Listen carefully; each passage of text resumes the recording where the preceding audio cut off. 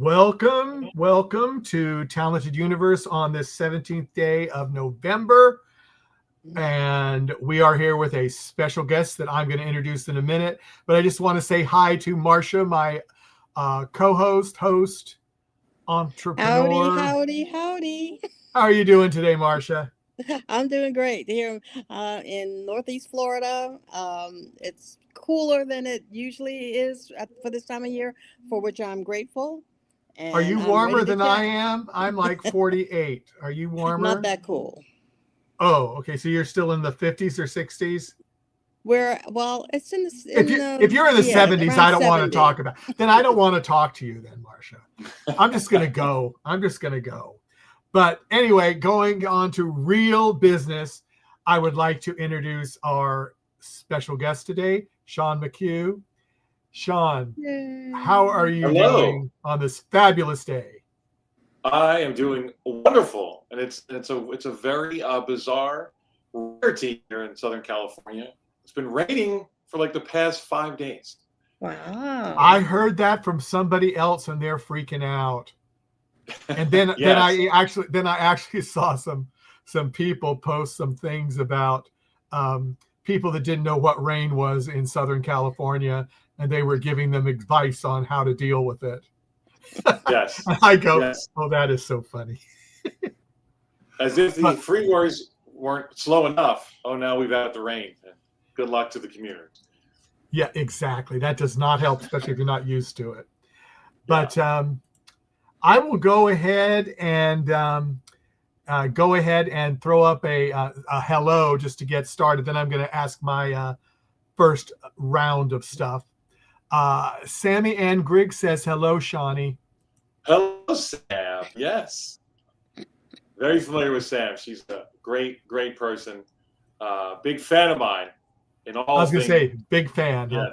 Yes, definitely. So thank you so much for being here. Shout out to Sammy. There you go. Now, let's get down to the nitty gritty kind of stuff. How did you start acting? What brought you to acting all the way at the beginning? The way back, Marcia's way back machine I'm using. Okay, love it. It's funny. I remember being my first memory of act or wanting to do acting. I remember being like this little kid, watching and I think I want to be an actor. And then having no follow up, no what does that mean, Sean? I'm going to be an actor.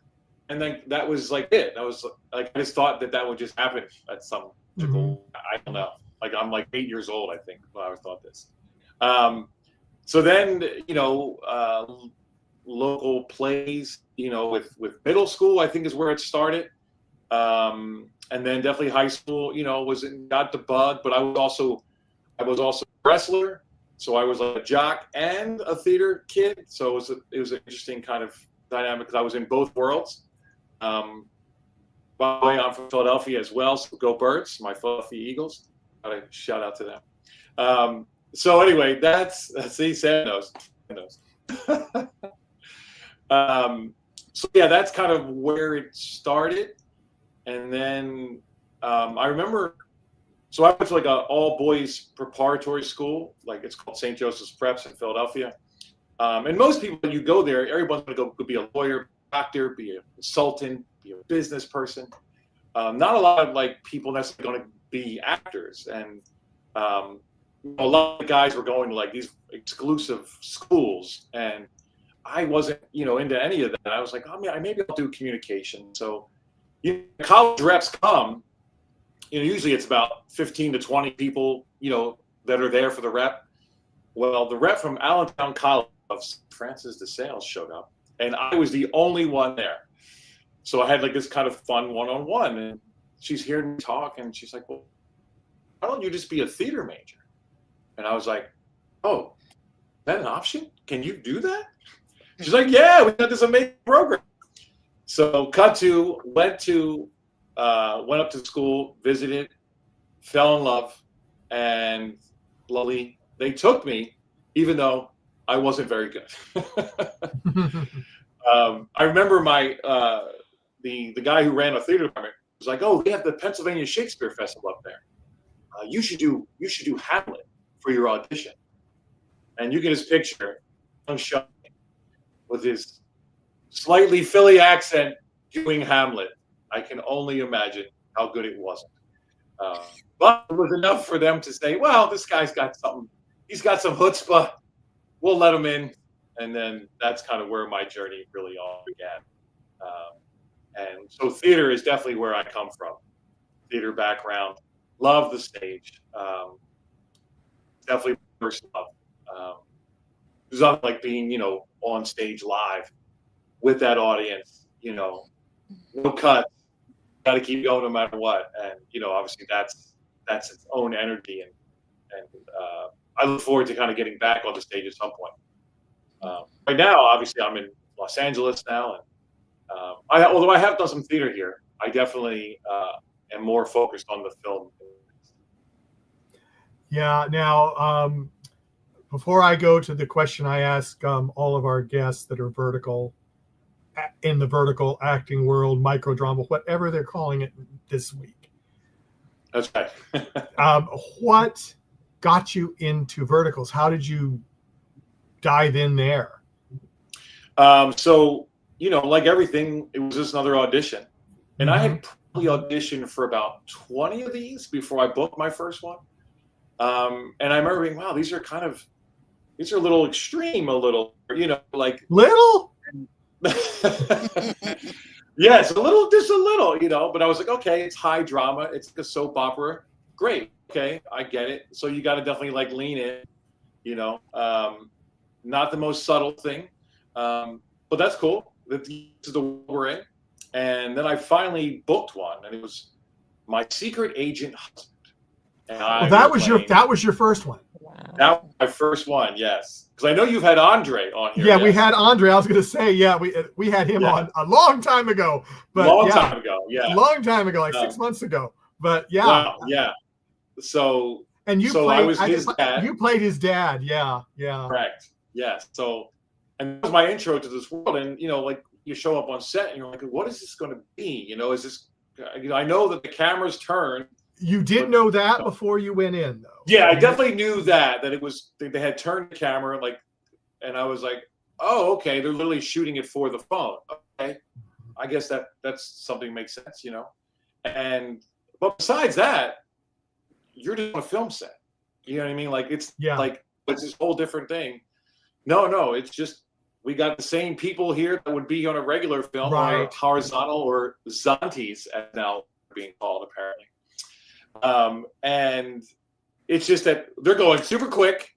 We got at least two cameras going, possibly three, depending on the production. And, let's go.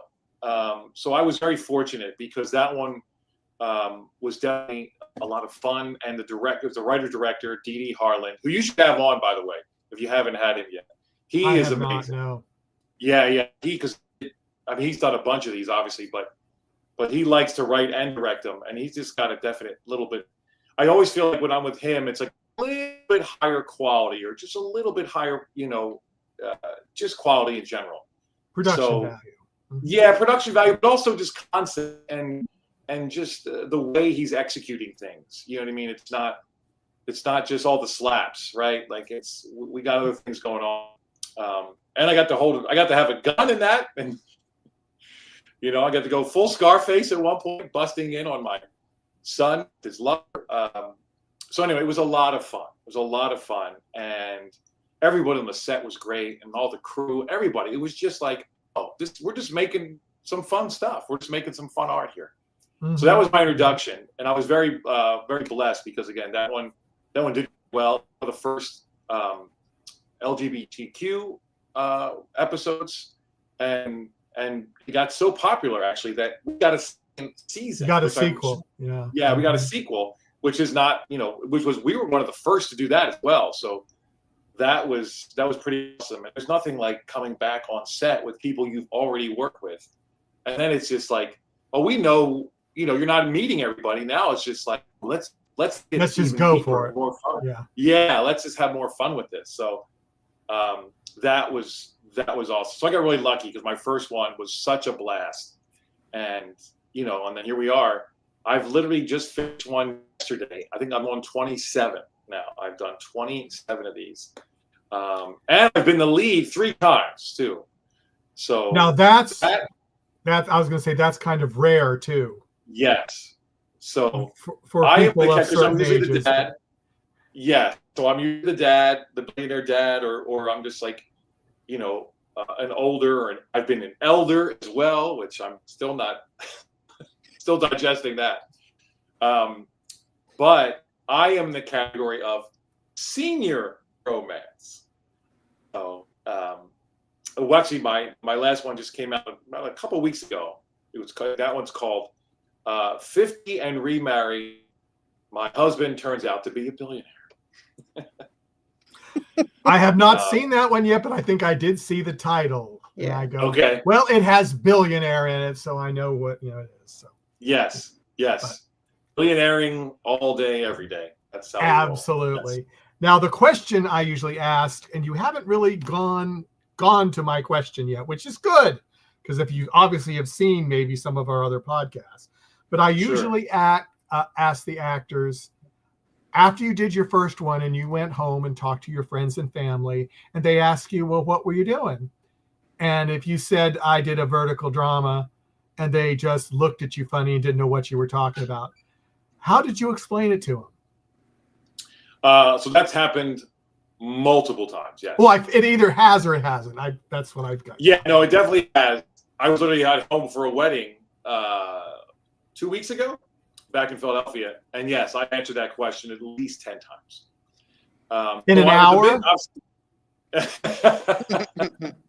Because verticals are quick, so I'm thinking, That's right. No, yeah, you got to quick. All right, you get a minute to talk to it, and then you got to move on to the next person. Absolutely. So yeah, the biggest I describe them. I say obviously, like, they literally turn the camera, shoot it for the phone. Like, just like you do TikTok, right? I always say, you want to watch this hour-long drama? Oh, I don't know. How about 1 minute at a time? Well, and that's really the key, because it's that thing, and because that's where we're at now, right? And it's very interesting to me because, Quibi, before the pandemic, was trying to do this, but I don't know if you guys remember that.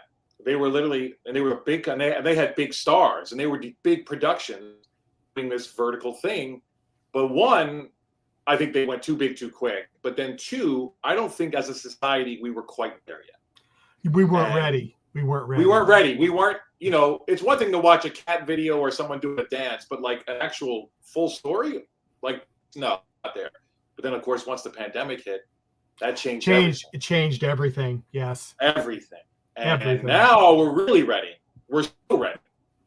And so here we are, and it's like this $1 billion industry, and it's so crazy to me. It is crazy. And it's fun to be on the cusp and on the beginning of something, because it's only been in the U.S., I guess, 3 years or so. And obviously, the beginning was very, very small. Yes. It was very small at the beginning. Yeah. Totally. Now it's crazy, I think. So it's literally like all I asked for pretty much right now. It's, I think I did 10 self-tapes in the last 3 days for these things. Wow. So it's just nonstop. It's nonstop. And, more, obviously more people getting into it. Obviously, eventually this is going to be on Netflix is going to get into this. All the big apps, it's just a matter of time before they all get their hands on it, because this is where we're at. We love our phones. So. Yeah. Yeah. And every day, money wins all day. Yeah. Now, before Marsha goes into full vertical drama on me and slaps me, I pass it on to her for a little bit. I love it. Oh yes. Well, I'm going to qualify my my section as saying I'm originally from New York City, born and raised, and my second ex-husband was from Philly. And I was raised in Queens, so I am a Mets and Jets fan, and I know. Oh, So you're one of those, yes. Yes. And God bless. God bless, because your loyalty is unprecedented.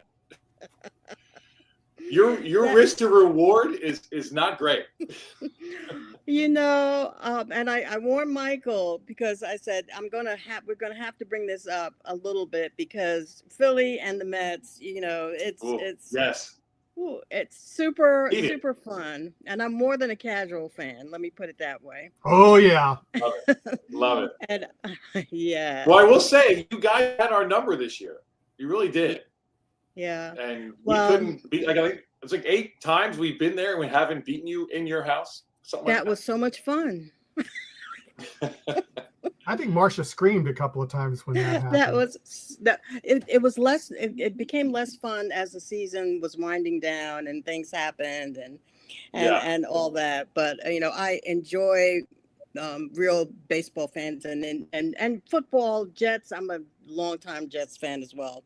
So I love talking sports. So are you more than a casual fan, or are you there's nothing wrong with being a casual fan? Oh yeah, no. I mean, I'm as far as, I'm definitely not casual about the Eagles. 100. Like, I'm, go Birds, all that. But the Phillies too. And actually, especially the last 5 years, I really I have the MLB app, so I love listening to baseball. It's one of the few sports that I almost rather listen to than to watch. Because when you have a great announcer, they set the stage, and you don't need to actually see it. But also then you can multitask, which I'm always, we all are trying to do 10 things at once, right? So, I'm definitely a diehard. I mean, Philly in general, right? Like, on my Steelers, my Flyers, they're not that great right now, but it's okay. But then, but this past World Series was phenomenal. Wasn't it amazing? As a baseball fan, so good for the sport. Yeah. Oh, that's true. I do have. Good. So Sam, being very lovely, got me my very own Eagles fan Funko Pop, which I could. Would you like to see it? Sure. Why not? Oh, sure. I'd love it. We're here. So here we go. It's backwards. Oh, that's great. It's you. Yeah, and it's me. And if you look real close, you can see he's got a little Eagles logo on the shirt there in football. That is great. Yeah, so one of my awesome fans. Good show, Sammy. Yeah. Very cool. Very cool. So I'm definitely diehard. I've been out in Los Angeles now over 22 years now, but I'm always a Philly boy, number one. Especially when it comes to sports. Have you gone to a Dodgers game to see the? Yeah. Literally, this past August, they were here, and I was at the game where Ohtani hit a home run. He pitched. What a surprise! And we still won. So it was a perfect game. Yeah, well, Ohtani's a robot, but anyway, that's a whole nother story. That's a whole other conversation. Yes. But he's good for baseball. So thank you for our sports interlude. I always love that. Thank you. Love it. Now to put that coin back in the Wayback Machine, since I am from New York, and I tell everybody, if you grow up in New York, you almost have to do a theater class. You almost have to take a theater class, do something in the theater. You worked in some soap opera as well. It's like Days of Our Lives. Yes. So I'm technically a recurring on Days of Our Lives, because I got to do 3 episodes as the same character. And it's funny because the first one was in 2021, I think it was, heart of the pandemic. And, got it through a self-tape, went and did it. That's great. And then they called a year and a half later and said, hey, is Sean still available? Does he look the same? We want to bring him back. And then he was even, because I interact with, you're always interacting, obviously, with the lead guys. But I got to interact with the one guy, and then we almost got in a fight. And they brought me back again, and then his brother comes looking and, trying to get information. And, of course, because the guy left drunk and killed someone. So I was hoping I was going to get a trial and then get pulled in to be a witness, but so far not yet. But yeah, no, the soap operas, and it's so funny. Verticals and soap operas, obviously very similar in tone, Yeah. but also in production, because Mhm. those soap operas, they are a machine. Like, Yeah. don't show up and not know your lines, not know what you're doing, because you're gonna get like, okay, Sean, you're gonna go here, boom, boom, boom, from the thing, and all right, and rolling, like, and you'll get one take, maybe two, if like something technical happens, and that's it. They're moving on, and so that I remember the first time I was like, oh, wow, this is fast. Like as soon as you get on stage, you're like off. You're like, wow, this was, and it's great because, you're literally there probably 2.5 hours tops between getting there, waiting, doing the thing, and then leave. You know what I mean? It's like, it's a good day, but you got to be ready. And then it's very similar in the verticals, like you're trying to do 17 pages. So we got to move. You got to come, you got to be ready, and so it's really good. It's really good, like this boot camp training as well. I mean, besides the fact that we're acting and, we're living our dream, like if you can be in a vertical, you can do anything. Well, and so you spent some time in New York. No. New York. No, you haven't spent No. any time in New York. No, it's funny. I bypassed New York because obviously, a lot of my friends from college went to New York, Yeah. and I was in Philly for the first couple of years, and then my girlfriend at the time, who's now my wife, was like, because she's a musician, she was like, Yes. John, Philly into town for a girl with a guitar. I got to go to LA, and I hope you come with me. But either way, I'm going. And I was like, well, I was going to go there actually, so here we go. And then 23 years married, so it all worked out. So yeah, no, I never actually spent in New York. Anytime. It's funny for me. New York is like Vegas. Like after about 3 days, I'm good. So now, of course, if I book a show in New York, I love New York. Let's go. But I don't think I would just go there. Yeah, like again, unless I was like a play, maybe. Like of course, I'm doing some Broadway. Here we go. There we go. But yeah, just to kind of go over there. I will obviously I love Philly, and the East Coast, but I love them in the fall and the spring, not the summer or the winter. Okay, so when we're talking about some of your roles, you are sort of a villain extraordinaire in some ways. You fans love that about you, although you have played other types of characters, and I like some period pieces that you've been in. So, you were in the Wild West Chronicles, for instance, and yes, and some other. Yeah, how do you like in doing that type of role? Oh, that was so much fun. Wild West Chronicles, and again, that was another thing that was like literally in the middle of COVID. And I had already, like everybody just let everything grow, right? So it was so much fun because I had my beard was way longer, my hair was longer. I just looked, of course, You look they made me rough. the bad guy. But yeah, I mean, it was funny because it was literally in the middle of August. We were shooting this, so it was hot, super hot.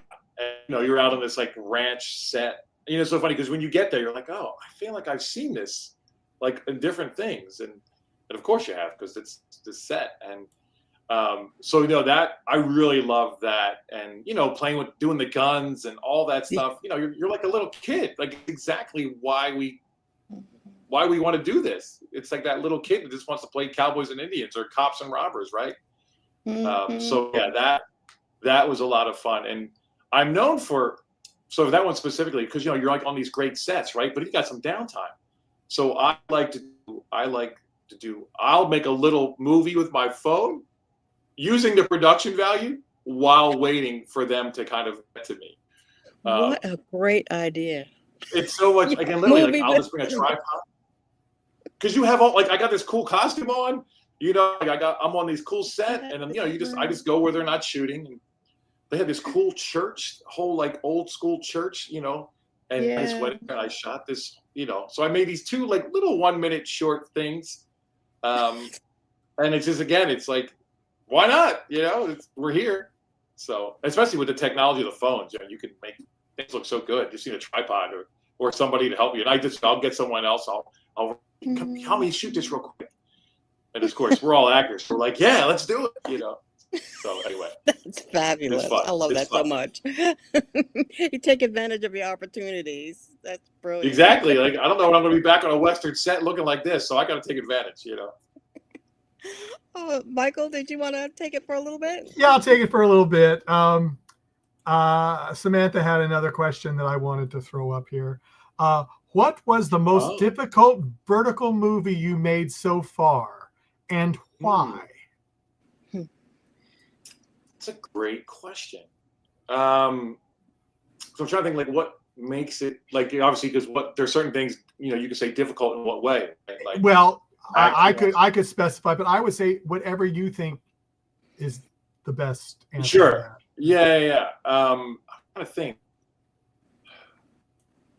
I was very nervous for my first lead. I will say that one, and so I just like over prepared. Like, right, like I got my acting teacher help me out. Like, we went through the whole script, and I was like, I want to make sure I do this right. I do it justice.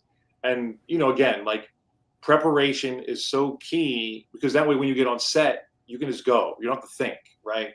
So many times, like, you try to cheat it and it never works. You can't cheat it. You got to do the work. You got to do the work. And so that one, like, being my first lead, that was exciting, overwhelming, and then awesome, right? And it really came out really nice. I really like that one. It's the favorite one I've done so far. And it has like a Christmas theme, because it almost has like a Hallmark movie vibe. And so that one, I really love doing that one. But it was, and then of course, at the, I almost forgot, at the end of it, I got COVID. Oh, lovely. So then we had to like quarantine me, because I didn't feel that bad. It was just like a cold, but obviously I was like, I don't want to be the super spreader guy. Mm-hmm. So we just had to adjust. And then it's funny, because when you watch it, you'll never know, but a lot of the scenes I'm by myself, and then we're just cutting, you know, and you don't even know. And then luckily I got,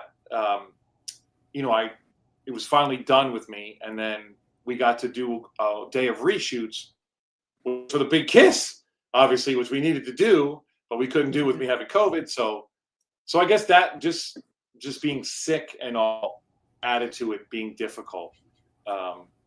So that's one version of difficult, I'll say. Mm-hmm. And then, so when you're playing like the villain, or, you know, it's more work in a weird way, because you're driving all the stuff. You know, when you're the lead, you're just kind of you're watching all the shenanigans around you, right? They're doing all the work and you're just reacting. But then when you're the guy, like, having to be the main bad guy, or like in one, I was like the elder, and I had to drive every scene. And obviously that becomes a little bit more. And then when they have like the kind of jargon, you know, like with the alphas and the moon got it, and like it's almost like this almost Shakespearean language sometimes, with all the, you know, the werewolf and vampire stuff. So that can be challenging as well. Just to make your mouth say the words, right? Because you're not used to saying, like, by the moon goddess's light, you know, like it feels weird. Not the most conversational. But like, it's like everything, you know, you figure it out, you know, you do the reps, and you do the thing. So I like it, you know, I like being challenged. I like things being different, you know, because we, you know, in this world, you quickly do the same thing a lot, right? So whenever I get a chance to switch it up, I'm always excited. Yeah, I was going to say also, that's just what actors that are in sci-fi things have the same problem with, the techno babble that they have to do, and they have no idea what they're saying, and they have to memorize this. You have to memorize it. Like, I mean, think about, like, you know, Star Wars, before we all loved it. Like, I can only imagine being on set being like, wait, the Force? Wait, what? Lightsaber? Like, what is this world, right? Like, and then, of course, now it's so iconic, and now we all know what it is. But when they first did it, yeah, like, wait, what is this? And then also even for like when, you know, we just like the Grey's Anatomy and all the medical jargon. Oh, the medical stuff. That can be challenging as well, you know. And so it's like, you know, I think the thing is that just you have to memorize it. You have to memorize it, and then say it with confidence. Yeah, and hopefully it all works out. That you and the rest is up to the like editor. Yeah, absolutely. make it make sense. Hopefully. Yes. You never yes. know. I was going to ask, they've asked you which, was the most difficult, blah, blah, blah. Which has been, I think you might have said it. I think I know what your answer is, but I want to see it might be something else. What set was the most fun you had on? Well, it's funny because again, there's different kinds of fun. I know. I'll say fun So, as of you had a really good time and you interacted with everybody and it was just like you were family.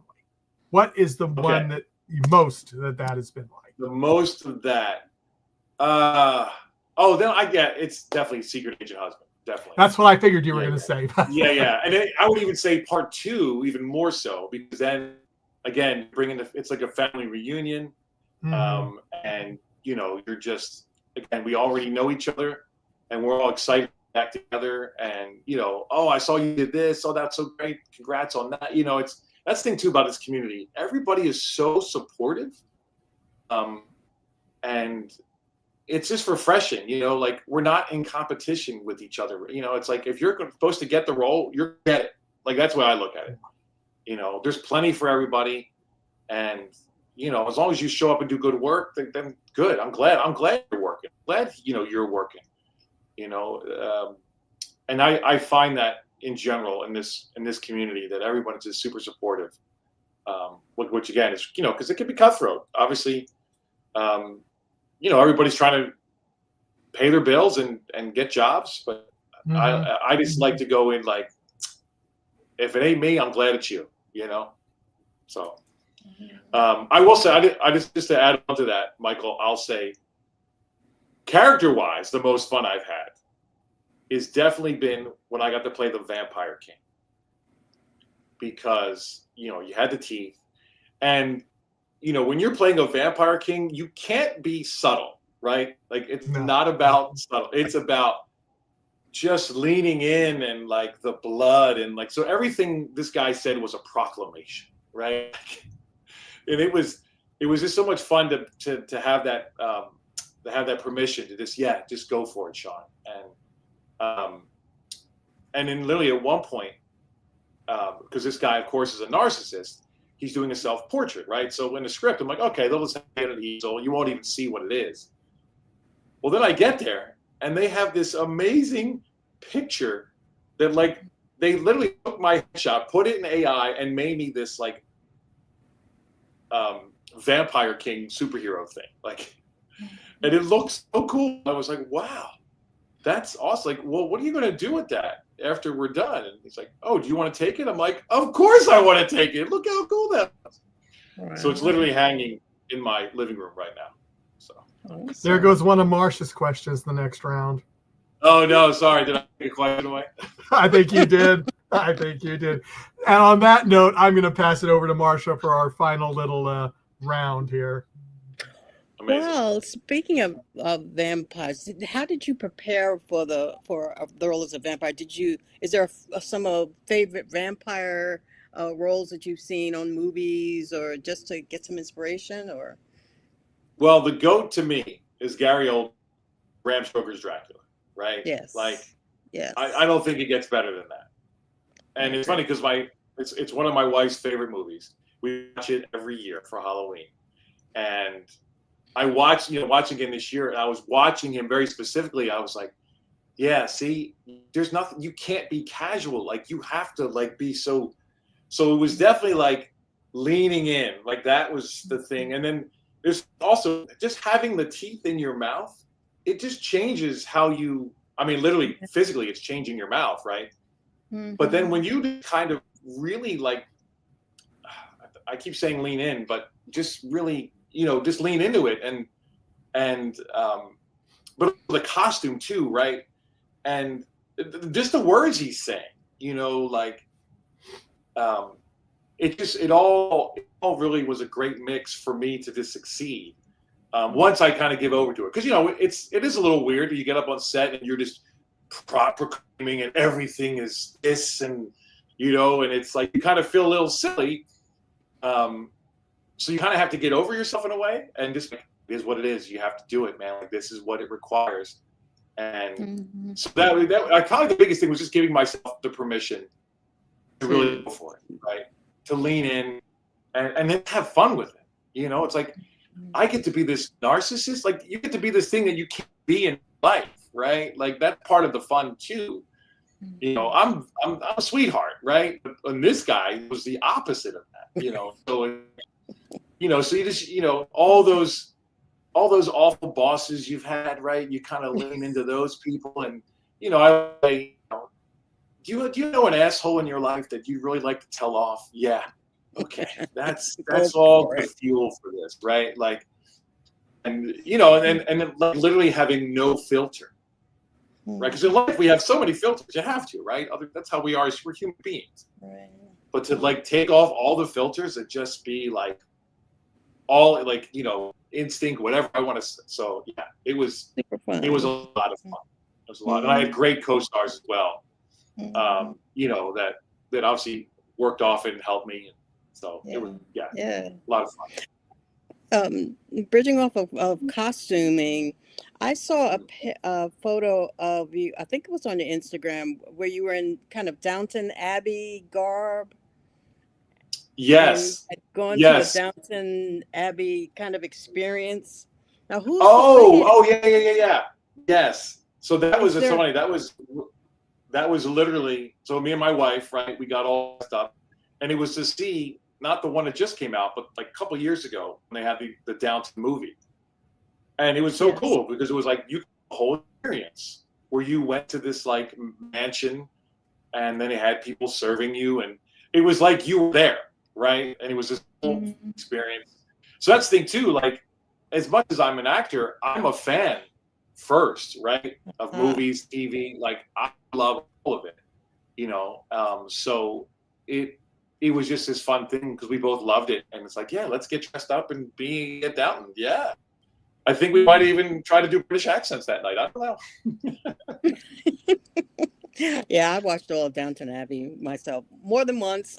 So yeah, no, it's great. I get it. Did you see the last movie that just came out? Yes, I did. I thought it was a really good send off. I thought 100%. I agree. It was so lovely to come because I remember being like, do we really need this? And then I'm like, oh yeah, no, we needed this. I had a tear. I admit. More than one. Yeah, definitely. Yes. And if we might speak about your talented wife for a moment, I listened to her music with her new group, Sapient Scar. Yes. And the two new singles that I heard, Weak is the Weapon and Pay Forever, and they're really good.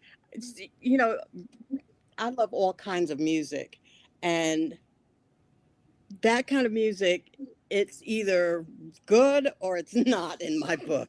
And I really enjoy where they're going. Oh, good. Well, I'm so glad. Yeah, no, I always say like,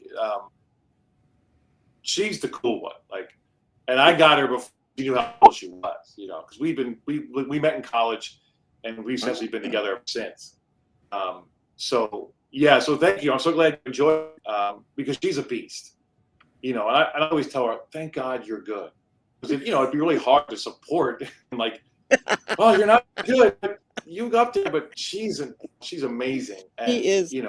She's the front. Yeah. She's the front person. She's 100%. Yeah. She writes lyrics and the melodies, and she plays guitar. But she's obviously she's a singer, right? And no matter what project she's in, that voice, the one that you're like, yep, that's why we're here. So great, and that's so great too, because you get to hear her like rock out, but then also you sing a ballad that bring a tear to your eye. So she is awesome, and please, yes, anyone watching, go check her out at VK. Yes. Anywhere you find music, she's there. And then Sapient Scar is the new band, but she's got a bunch of solo albums as well. And there's also the Spider. Yeah, so there's anything VK Lynn, you can go check it out. VK, yes. Yeah, you won't be disappointed. Plus, she's got cool pink hair and tattoos too. So, She's fun to look at as well as listen to.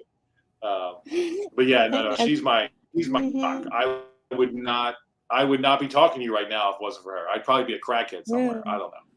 Oh, Yeah, she's the best. Yes, the amount of, and it's funny because obviously I do a lot of self tapes, and it's obviously easier if you have someone helping, and she is my ride or die with the self tapes, and she should be paid a full-time salary for all the self tapes that she helps me with. So anyway. After this, you'll probably be getting her bill. So 100%. Yeah. Wait, hang on. I think I just got an invoice. Hang on. Okay. All right. I'm gonna have to pay that. Okay. And there's one last fun thing that I saw on your Instagram. I saw you dressed kind of like the Tiger King with your. Oh my goodness! Yes. Now, what was that for? Was that for something or just? No, it's literally like a friend of mine. In COVID, everybody's bored, right? And he literally like photoshopped me into the tiger, like my face onto the Tiger King's face. Oh, okay. Yeah, but it looks pretty good because it looks like real. It really fooled me.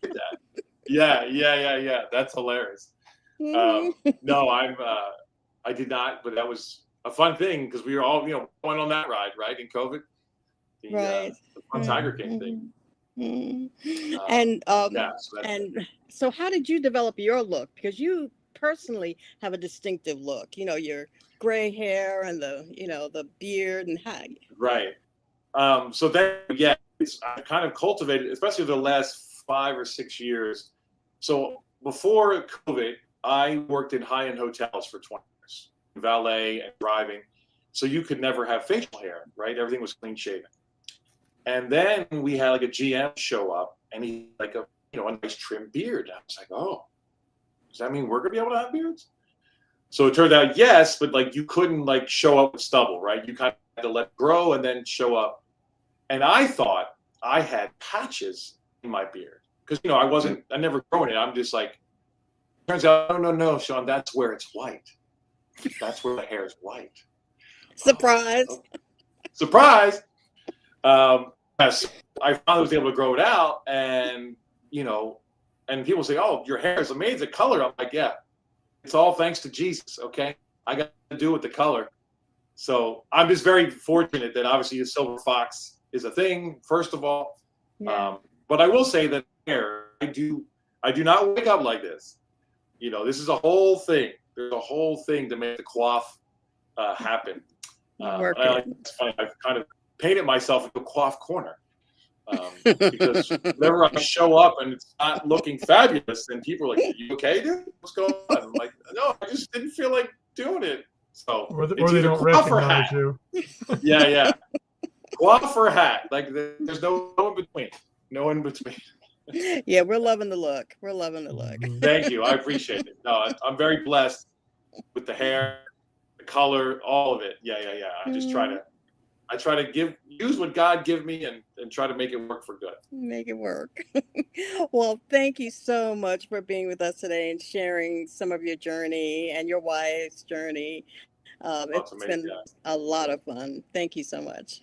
Of course. Thank you guys so much for having me. This has been awesome. And please like, subscribe, share, all the things for these guys. Awesome. It's the Lord's work. Let's go. Yes. And Samantha's giving out another secret of yours. So I am going to put it up as our final little thing. You can comment on it or you don't have to. Okay. You can see the tutorial on YouTube for his hairstyle. Oh, right. That's great. That's right. So a friend of mine, he's a fashionable father.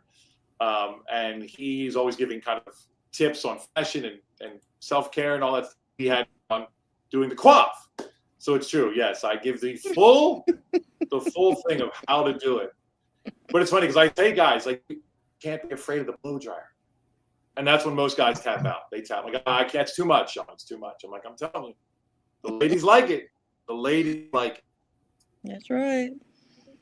Yeah, it's work. So men usually don't like to take too much time. I understand that totally. But Sean, I'd like to thank you for coming. It has been a joy. If you'd like to come back, we'd like to have you. If Sure. you and your wife would like to come on together, Oh, I'd that love might to be hear about her interesting. too. Yeah. So Oh, yes. either we'd like to have her on solo or with you, whichever you two would prefer. So just Sure. let her Yeah. know. We could maybe do one with her, and then we come on together later too. We can do that too. We've done that with other people All too. the things. Mhm. All the Yeah. things. Yeah. That's great. No, I'll let her know, and yeah, we'll chat and we'll figure it out. That's awesome. Figure it out. Yeah. But then again, we're just here to have fun with and hopefully our guests do enjoy it. That's our goal. So Definitely. So everyone out there, thank you all for coming. If you came in late, you can just start it over again and it will be there. Our Facebook videos only last a month, but our YouTube links, they last as long as YouTube is in business, as far as I can tell. Right. So it was bad when they changed Facebook's rules about it. So we were caught off guard. So, but anyway, everyone, take care. We'll see you again soon. Bye-bye. Thanks, guys.